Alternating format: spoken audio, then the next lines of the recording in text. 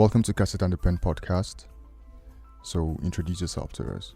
Hi, my name is Sefa and I'm a visual artist.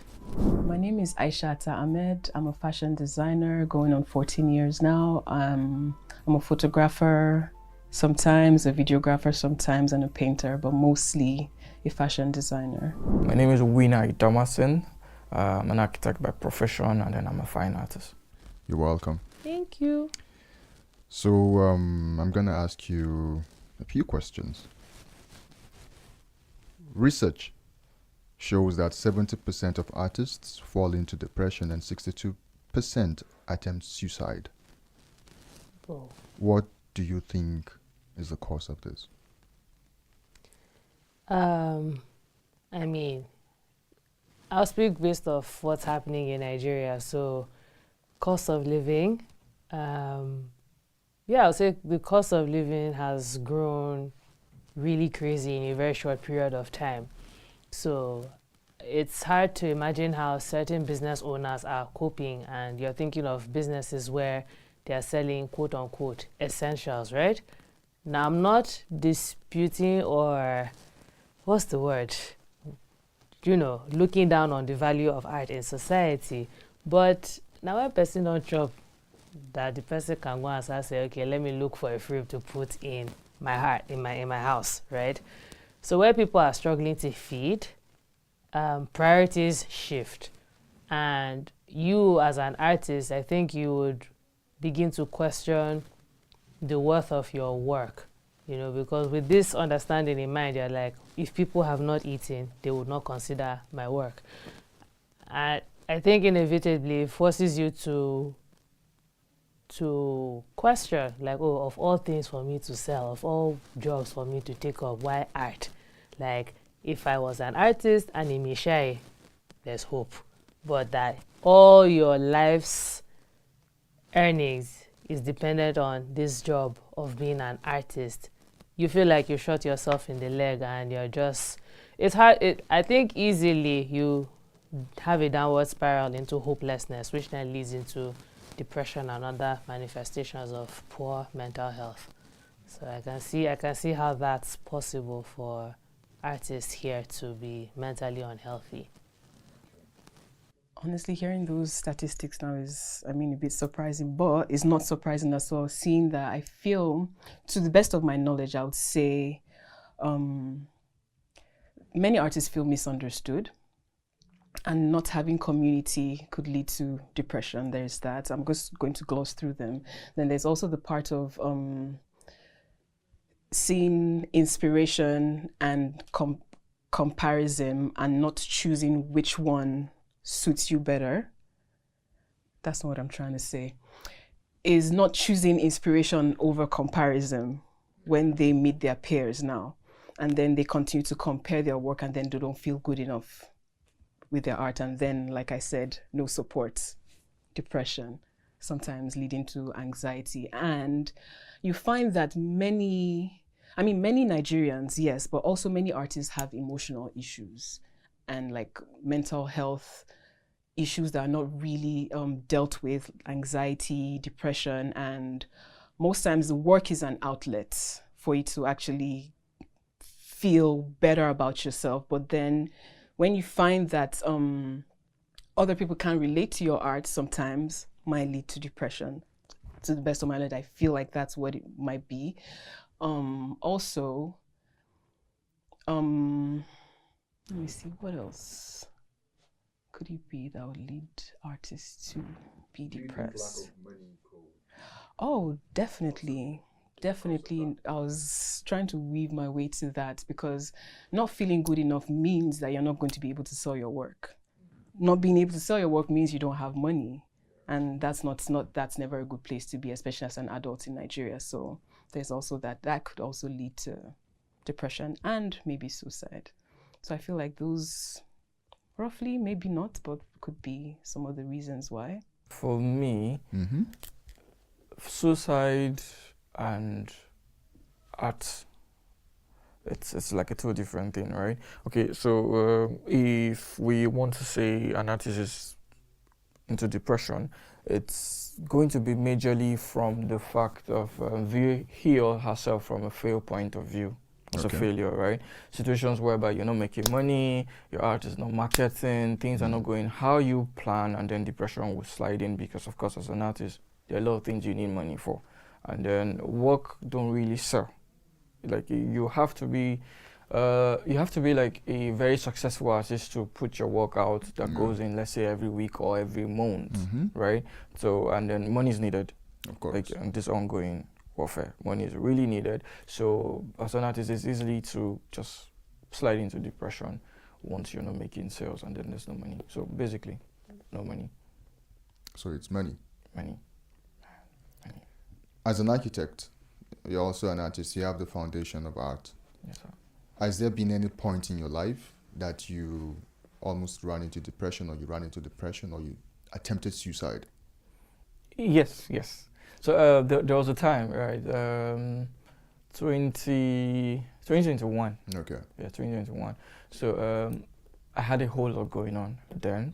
So I didn't practice architecture. I started practicing in 2021. Okay. November 2021, that's when I started practicing architecture. And then I finished school 2016. So for that very long time, I was basically not working.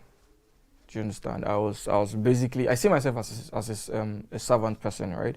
Basically, I get to always want to do something for people. So I call myself a knight most of the time because I'm basically just a bond servant. So at the time of between school and when I started practicing architecture, I was just helping people sort out things and then basically working for church, right? There's a whole lot of bills, right?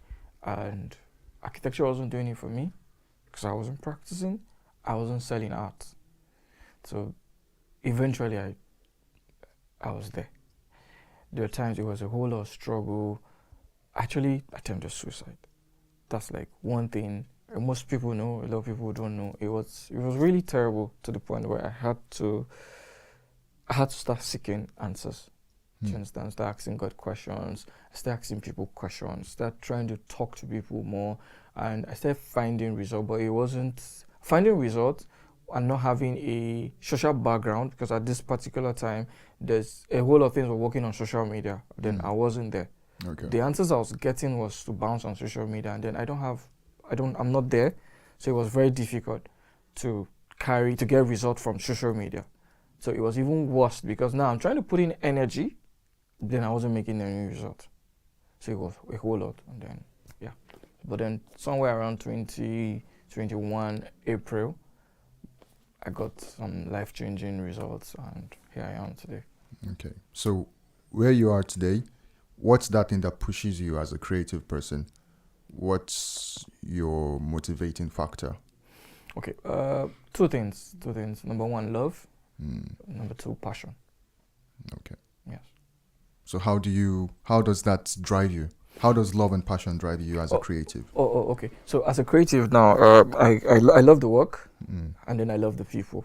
Okay. Right. I get to always want to explain it that way. So the love for the work makes me want to do the work, whether it's bringing money or not. I want to.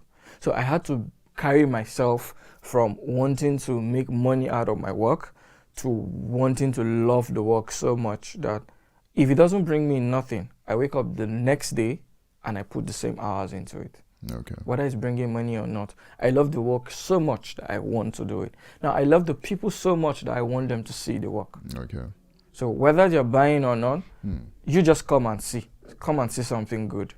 And it's really been good for me so far. I think this is the one. Well, I think I've been actively pursuing my creative interests for over a decade, and art feels like where it's at. Now, I know I've been here for almost 2 years, so it's too early to say, okay, I've made the right decision or I've settled in the right space. But so far, so good. I don't regret it. Truly. It's something I happily do regardless of whether there's a commission, or it's something I do, not so that, I don't know, you know how you do something without the sale in mind? So art is that for me. So it's like whether there's a sale or a commission, I'm happy doing it for myself. So I don't regret being an artist so far. So what is that thing that motivates you as an artist, that keeps you going? Curiosity. Curiosity. I have never seen my paintings before. It's a blank sheet of paper with a few notes. Try this color. Print this. Do this. Do this. Do this. And it literally all comes together, and I'm like, oh, so I don't. There's nothing like this is what it's supposed to look like. So it has happened. It has happened, and I'm like, yep, we've taken this curiosity off the box, and we're happy to share, or I'm happy to share. For me, most part was an identity crisis, because I was doing a lot of things that were expected of me, not what I wanted to do. Because I make clothes for northern women. And like I said earlier, I'm not even from the north, but I make clothes from northern. So you're put in a box and you're expected to just do these particular things. So even the tailors I had working for me were tailored to just do this. But I am a fashion designer. I make other things. So at some point I realized that I wasn't living my truth. I wasn't making the clothes that I wanted to make. I wasn't making clothes I wanted to even wear. I wasn't even wearing the clothes I would want to wear, because I was, like I said, put in a box, Aisha, northern, so you have to be this way. So then finding my style and transitioning, I lost a lot of customers. I lost a lot of time, and then COVID happened, so everything was shut down. And I think it sent me into the deepest depression I've ever been in my life, because by 2020, I had been in business for 10 years already. So getting there and then finding that all that you have been doing is not what you even want to do. Yes, it worked. But it's not what I wanted to do all my life, because it's something I've done since I was in secondary school, but it only became a business like 14 years ago, right? So finding that what I've been doing is I've been living other people's expectations, sent me through a wormhole that it took a while for me to get. So I had to then figure out who Aisha was and what Aisha actually likes outside of other people, and then follow that. And it's been better for me since then. Like, I feel more confidence in running my business and being a fashion designer now that I'm doing my own thing than when I was doing everything for everybody else. Okay. Yeah. So right now, what's that thing that motivates you to continue being a creative, even when you're almost falling into depression? What's that thing that pushes you? I feel like with creating, I always say, like, I feel like I'm a medium. Okay. To just create, to express. So the thing that pushes me is the expression. Okay. Sometimes you just need to express it, because it just feels like there's a lot of things trying to come through, and then not expressing then feels like a block. So it's the need to express that actually motivates me to do it. Sometimes it just gets really overwhelming, and then I just have to open the door and let it out. So I think it's the need to express. Artists, do you think they are born or they're made? I feel artists can be born. No. Artists are born, right? Yeah, that one. I feel like you're born with the innate ability to create art. In terms of making, that depends on the choices you make on, based off of what you know of yourself. So some people are gifted naturally, like arts comes easy to them. But the level of their prominence depends on what you make of it. So, I mean, the difference between the, best in art as at primary school and the person who ends up showcasing their work globally is, what's the word? Consistency, Some people can afford to not touch a pen and they do okay. But that's not enough to get them to world stage. So I feel like artists are born, but in terms of level of prominence, it's a making. Like there's a lot of choices to be made that determine your prominence as an artist. Okay. So what category do you fall under? That's a tricky one. I feel, no, I wasn't a born artist. My goodness. My fine arts in primary school and secondary school, I wasn't that student that stood out in class. Like, I wasn't like, oh, she can draw, she can paint. No. So I fall under the, I'm under the making artist. Okay. I think artists are born. Why do you think so? I feel like all of us are born artists. Honestly, I feel like all of us are born artists. Like sometimes you look at what children do with color and paint. Sometimes you don't believe how they know how to mix some of these things. It might not make sense, but given time, it would. I feel like all of us are artists, to be honest, because we are at this stage of innocence when information can pass. So most times we are not even able to interpret what it is they are trying to say because they're young, you know. But I feel like great artists are made. Okay. Yes, I feel like we're all born artists, but great artists are made because time, honing your skills, practice. Like he said, Emmy said, you have to be taught. I'm just like, I feel like it's more practice than teaching. Okay. Because even if you're learning it, you have to keep practicing whatever it is you're learning for you to be great at it. So I think artists are born, great artists are made.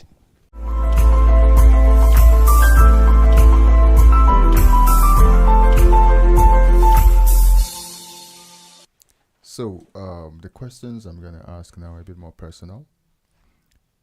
And I'd like you all to answer, individually. Okay.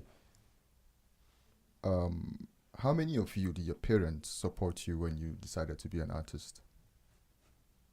And if they did, what was the reason?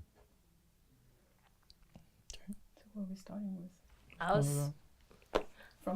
Mine is short. Sefa, yeah. So I'll say unofficially, they had been supportive of my, artistic interest growing up. Like, Okay. you know how you misplace poster color and you're hearing things that I will never buy it again. Yeah, they said it, but when I asked for art material, they would always, get it.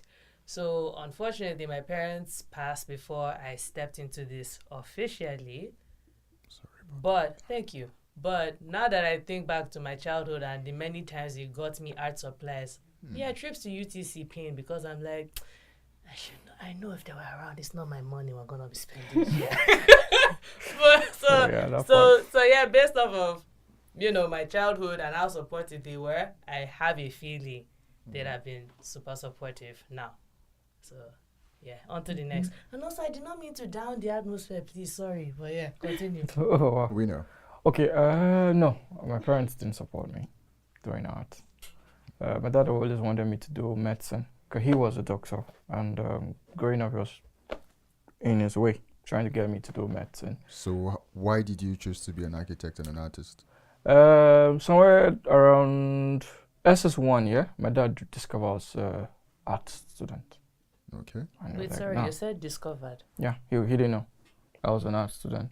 Yeah, so I've always been that child where, so I leave the house for school.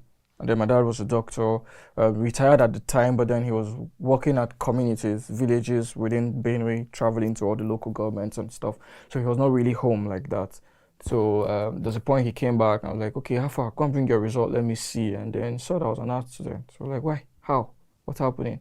So I said... Sorry, why did you lie to him? Why No. did you hide it from him? No, I didn't hide it.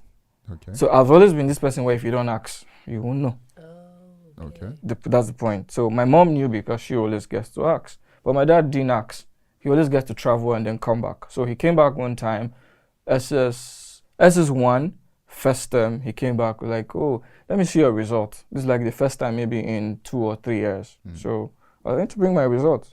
Ah, you're an art student? Yes. Why? The whole plenty talk. My uncle had to even come from the village. Everybody was talking. I was looking at them like, I can't help you people. No. But then, long story short, I had to go back to science class. Okay. It was a whole lot of struggle. I had to pick up physics and chemistry. I had to read a lot. And in their mind still, I was going to do medicine. But it's just to read the book now. Let's be reading it. So I wrote my WAEC and my NECO. And I was like, okay, this is the point where I have to make decision for myself. So my mom was like, just do what you want to do. So I told my dad that I'm not writing JAM, because I knew if I write JAM, I have to study medicine. So I said, okay, I don't want to write JAM. He said, why? I said, I didn't read for JAM. He said, when is JAM? I knew when JAM was. I didn't register. I waited till like few weeks to JAM. Okay. Then I told him that JAM is not far away, so I cannot even register at this point again, and I must leave this house. So we had to go. My dad was like, okay. So there was a military school then, Nigerian Army School of Engineering. So we went there, no medicine, no nothing, just engineering courses. So I was like, okay, what's close to art? Architecture. Straight. I wrote for CITME that day. We went there. Funny enough, we went there, they gave me like a sheet. They took me to a private room, gave me a sheet, we wrote exams. A few weeks after, I was doing architecture. Wow. So you learned architecture from a military school. So Interesting. part of This is why I a- have bored head. It's stressful. Man. I don't want to talk about This is a new one. Interesting. Okay. You did architecture. How did you find yourself doing visual art? Okay, for all the while in architecture school, I was doing architecture, but then I still had passions to pick up my drawings and stuff. So when they give me money for handouts and stuff, I get to always use some of the money to get art materials. Skipping, so sometimes I get to skip lectures because I don't want to go for lectures, but then I find myself in my room drawing, painting, and then just skipping. So now that you are standing on your own, do your parents know that you do visual art? Yes. My dad knew. My dad knows for now. I think there's a time he even pushed me. Like somebody was talking about art. We're like, oh, my son can get it done for you, and I'm like, oh wow. So they're supportive. So right now he's supportive of it, Yeah. but then I cannot draw. I cannot try it in the house. All my art materials, everything that, and then funny enough, it wasn't him. Okay. It was his brother, either my uncle or my elder sister, that normally get me art materials. My dad will find them, will take them, and give it to my neighbor, my neighbor's child. That was my best friend. So my point is, you're supporting another child, somebody's child, to do art, but your own should not do art. So if art is something that somebody should fail, so you want another picking it to fail. But I couldn't ask all these questions because I was small. Plus they'll beat me. So it's fine. Those are questions we should never ask. Don't No, I worry. think now you can ask them because I don't even know where that boy is. maybe too. Only maybe he did art. Let's hear Aisha's point of view. Sorry, pardon me. That's It's you. fine. Yeah, so my parents were very supportive. My dad was really into photography. Okay. Yeah, growing up, so there was that. Then my mom's younger brother is an artist in every sense. So he does carpentry, he does painting, he does everything. He does fabric. One of the first textile companies in Kano back in the day when they still had textile mills, he used to design for them. So Wow. like there's always been Genius. arts. My older brothers, two of my older brothers, one is a cinematographer, one is a photographer. So there's art in the family. So when I decided to be a fashion designer, because I was even working for somebody and the person was acting hella strange, then my mom was like, let's open your own for you now. I was just like, okay, let's do it. Yeah, that's That's nice, support. man. Yeah. That's support. So even with like photography and videography and painting, last painting I did till today, my mom even talks about it. And she tells me how cheap I sold it, but she's like really supportive. Wow, She loves the art as well, so that's on she's support. been proper supportive. My whole family, in fact, they've been really supportive of it. Okay. So I'm gonna ask you the next question. What is the makeshift of how artists were perceived before and now? What's your opinion? Take for example, in some 10 years ago, how were artists seen in the society, and now, how do you think artists are seen? Do you think there's a shift? I feel like artists are seen less as time wasters now Yep. Okay. than they were back in the day. Because I even remember, I remember I used to even tell people, even with tailoring, how back in the day, when you go to sew, the tailor will just look at you and be like, go home. And then you come back and your outfit is ready, right? And we didn't even used to rate tailors like that because it was so you square, everything was square, right? Because, and it was cheap. Yeah, So now, when you tell somebody like a skirt and blouse is like 70k, they're like, what do you mean? Because they just didn't rate it as an art form. Like you're actually putting work into doing that. So now I think that is more respected because there's people are building brands, people are building lives around design. Yeah. Do you get? So you can't help but take it seriously now. But back in the day, it wasn't that. It was just, you're just a tailor. I still tell people I'm a tailor till today because a lot of people are like, I'm not a tailor, I'm a designer. I'm just like, no, but I am a tailor. I started tailoring before I started designing. So is there a difference though? Because I know a lot of people Between tailoring and design? yeah, so it's like no, because I don't even know. So it's like yes, there's Obioma, there's this. So I don't know that okay, fine, mine was Obioma and the tailor that has shop. Once you have shop, are you not a designer? Sorry, No. what's OBMI? What's the tailor dance shop? Oh, right. Obioma is those guys that walk about with their machines. Yeah. Okay. Yeah. Quick And fixers. then if you have like a shop is a whole Yeah, the it's a English whole name, different. that thing she said. Quick fixer. Quick fixer. Quick fixes. Yeah, so I feel like the difference is that most tailors don't design; they replicate other people's designs. Yeah, I was going to say. Do you say get? that tailors are not creatives. Designers are Yeah, trying to put it's into from putting scratch. things together to make something beautiful. Yeah. Tailor just gets to make them. Like just cuts. Are they artists still? Yes, them they are together. because you have to be able to see. You have to be able to Yeah, have a in a certain kind of whatever to be able to replicate an outfit because it takes a certain kind of artistry too. So yeah. It's just like architects and engineers. Yeah, he wants to bring that in. Yeah. Yeah, but it's also part. Yeah, somewhat, There's yeah. art. Somewhat, yeah. Architects design. The Designs, engineers engineer gets do to the make it building. up. A tailor just gets to put it together, Yeah. make it happen. A designer gets to create it, put designs to it, put angles to it, put style to it. Got it. Does anyone have anything to say about it before I move to the next question? Concerning the same question, Yeah. sorry. No, go on. Concerning the same question, I think artists were perceived as fine craftsmen who basically work for religious institutions to do religious things and themes back in the days. But currently now, artists are perceived to be influencers using social medias and every other platforms to influence people. So for me, the difference is it's a whole lot of switch. Sefa? So I think I think there's a realization to the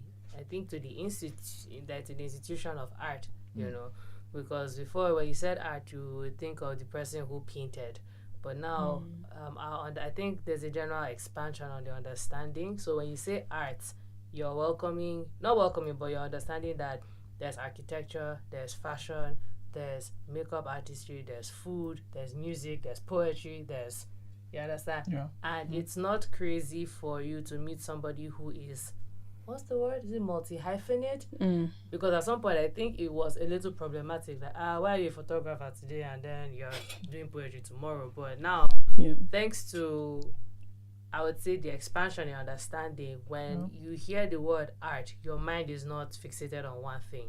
So it's like there's a myriad of options in that word. Yeah. So yeah. Okay. And I love that. So the next question is: are there times you regret the part of being an artist? No.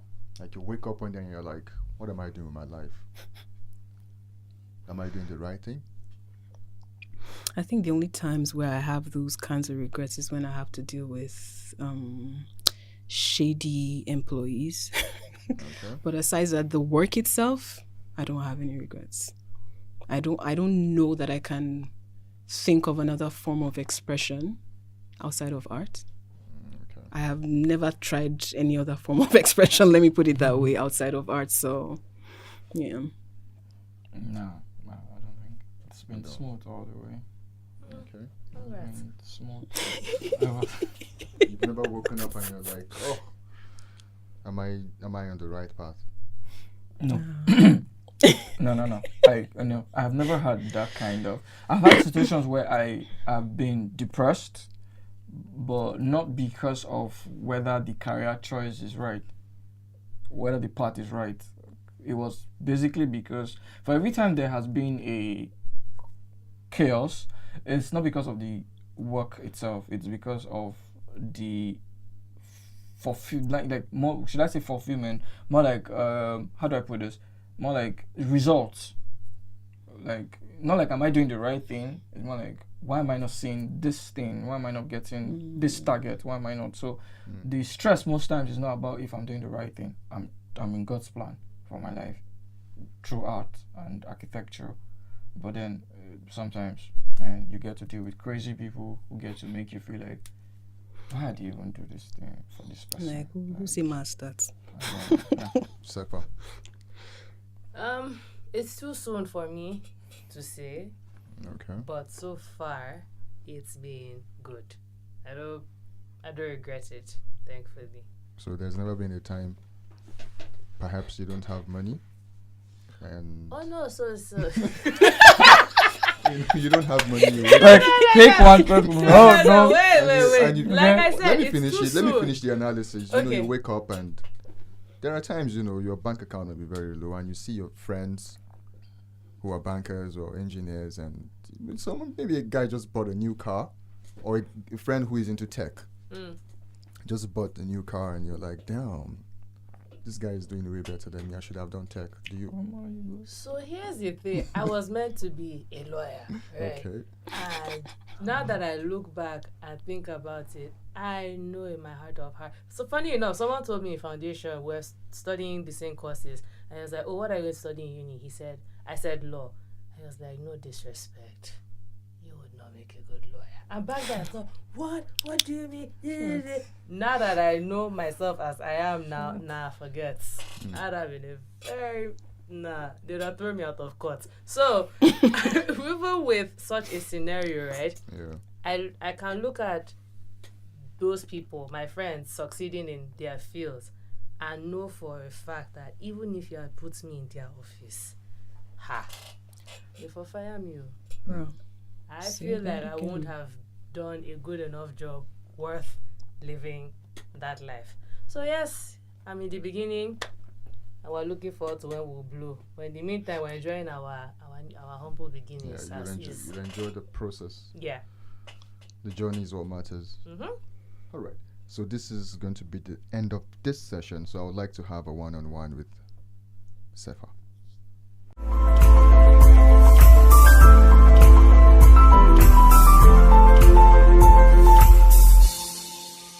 Do you have any advice for artists who are still discovering themselves? Just, it sounds cliche, but if you're an artist or if you feel like you have any artistic expressions, don't hide it. Not hiding it would be I don't mean run to the internet to share if you're not ready. Don't hide it. Share it with your loved ones. Have a community that you're comfortable sharing your gift with. And from there, just build on the courage to share. Because I feel like whatever artistic expression you're gifted with is not just for you, it's for other people to enjoy. And I feel like art is it's like fire, so it's like you are inspired to create art because of someone else's creation and expression. So yeah, don't hide it. Share it. I would say 3 things. Practice. Like, at any opportunity you get, just keep practicing your skill, even if it's just drawing lines or finding what color works for you Practice because it helps you be better. I mean, you see it with athletes now, right? Then there's also, I feel like we need to also learn to lean into the pivot, because sometimes you start with one thing and then you find that it's not interesting anymore. That's not who you are anymore, and you want to change. And sometimes we feel like we need to still be the same people that everybody knows us to be, instead of we being who it is we want to be. So like, and that doesn't really work out for the artists. It might work out for everybody else, but it's your life. So like, lean into the pivot. And lastly, I would say, when you find comparison stealing your joy, lean into gratitude and inspiration. Basically, I would want to say, love the work, and then practice, and then stay at it. So basically, 3 things: love it, practice, stay at it. There's so much peace in knowing that what is meant for you will never pass you by. Be happy.